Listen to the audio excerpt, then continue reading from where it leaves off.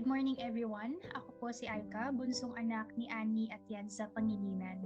Si Mami po ay gumraduate o na mahinga na po noong May 4, 2023, bandang 3:30 po ng umaga sa aming bahay. Sa video po na ito, ikikwento ko po kung ano po yung mga napulot kong lesson sa huling 2 taon po ni Mami at paano po siya naghanda sa kanyang mga huling sandali.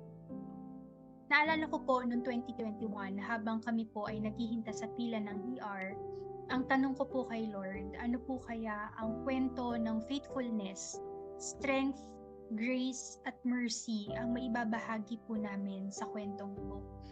Naway sa sharing ko po na ito ay maging inspirasyon po, hindi lang po sa inyo, kundi pati na rin po sa mga kapamilya nyo, sa mga kaibigan ninyo po, kung paano po kami bilang isang family naghanda sa huling moments po ni Mami.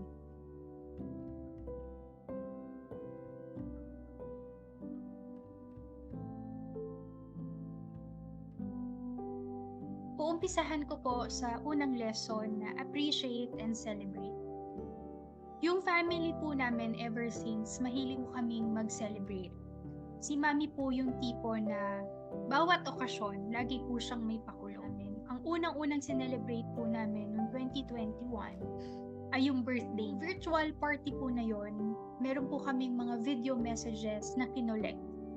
At hindi lang po ito birthday greetings, but at the same time, sinishare din po ng family members at ng mga kasamahan po namin sa simbahan kung ano po yung mga masasayang alaala po nila kay Mami at ano po yung ipapa-thank you nila kay Mami.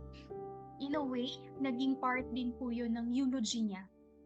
Ang maganda po roon, narinig niya po ng personal, narinig niya po kung gaano po kamahal siya ng mga tao at baon niya po yun. Hanggang dulo, alam niya po na siya po ay loved, siya po ay appreciated.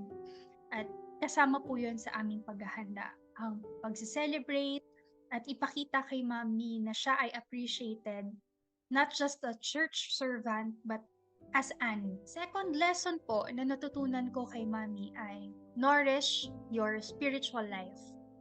Kasama po sa paghahanda namin ay ang pagkumpleto ng sacraments po, ng Holy Sacraments. So paglabas po namin ng ospital noong 2021, anointing of the sick na po kami at confessor. Every Sunday po, hinahatiran po siya ng Holy Communion ng aming kapitbahay na lay minister. Si Mami po, kahit po hindi na nakakatayo o nakakaupo, lagi po yan nanonood ng simba sa Quiapo Church tuwing 5 a.m. po. Every day po yon. A few days before po siya na maalam, ay nakapag-serve pa din po siya sa PREX o yung tinatawag na Parish Renewal Experience. At during graduation, kumakanta po ito ng If We Hold On Together.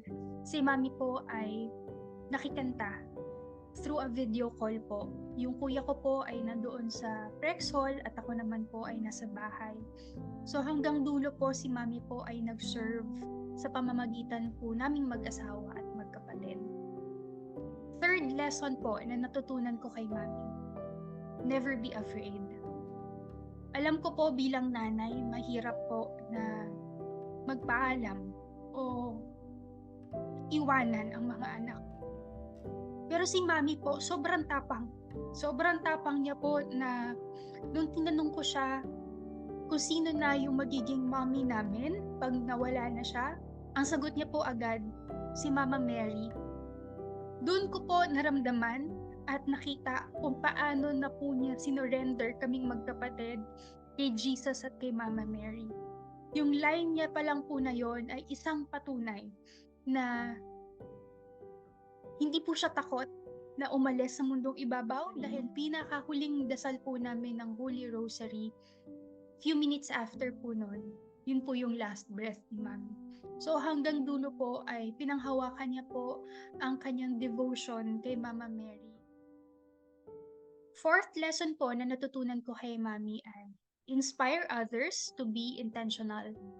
Bago po siya nagpa-radiation therapy sa brain, ang una niya po talagang pinagawa sa amin ni Kuya ay kumausap ng lawyer para maayos po yung mga legal matters. Si Mami rin po ay nagplano ng kanyang wake, hanggang pati po kung anong bulaklak, ano pong susuotin ng mga tao. Bilin na bilin niya po sa amin na gusto niya po masaya. Masaya ang kanyang Walang iiyak. Dapat magsasayawan after ng funeral. Sasayaw kayo doon. Strictly white sa funeral na. Pero Lagi yung niya pong sinasabi sa amin ni Kuya, wala namang graduate na malungkot. Kaya dapat masaya lahat dahil graduate na ako. So lahat po yun sinunod po namin. Wala pong naka-black sa wake. Ang bulaklak niya po during wake ay red roses. Gulat na gulat po ang mga pare dahil pula ang bulaklak. Dahil nasanay po sila na laging puti dahil po sa pamahiin. Nagulat din po sila na makukulay po ang damit namin. Masaya lang po. Kahit po itong undas ay nakabilin. Pinili niya po na mailibing dahil gusto niya daw po ng picnic, gusto niya ng bonding sa puntod niya. Ganun po ka-intentional si Mami. Ang panglimang lesson po na natutunan ko kay Mami ay embrace the ending peacefully. Malaking bagay po siguro dahil intentional si Mami sa kanyang mga huling sandali. Yung last breath niya, very peaceful. At si Doc Hoson po, hindi rin po kami iniwanan. Yung ending po ni Mami sa lupa ay napaka-peaceful. Tapo ni Mami ay isang testament na when you are with the Lord, everything is peaceful. When you are faithful, everything will be peaceful. Ang pinakahuli ko pong lesson na natutunan ay pay it forward.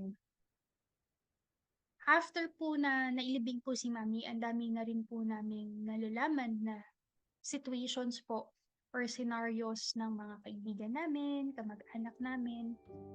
At lagi po naming sinishare kung ano po yung pinagdaanan naming pamilya at ano po yung nakatulong sa amin, sino yung mga doktor na nakatulong po sa amin.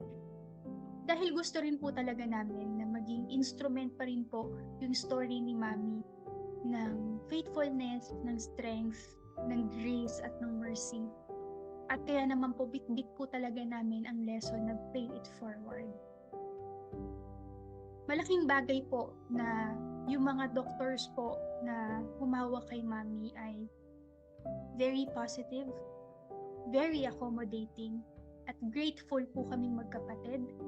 Grateful po ang family namin na meron po mga doctor si Mami na talagang umalalay po sa amin hanggang dulo. Maraming salamat din po sa support group na to dahil si Mami po ay laging excited na umattend sa mga events po ng Cancer Crusaders. Ma'am Beth, lagi ka pong banggit ni Mami. Maraming salamat po sa inyo. Doc Hoson, very grateful po kami magkapatid dahil hindi niyo po kami iniwan na hanggang dulo. Sa lahat po ng nandito, sana po naging inspirasyon po si Mami sa inyo ng grace, ng faithfulness. Sana din po ay nakatulong sa inyo yung kwento niya at mabigyan po kayo ng comfort kung ano man po yung pinagdadaanan niyo po currently. Dasal ko po ang kapayapaan sa inyong puso at isipan. Merry Christmas po sa inyong lahat. At God bless us all po. Maraming salamat po.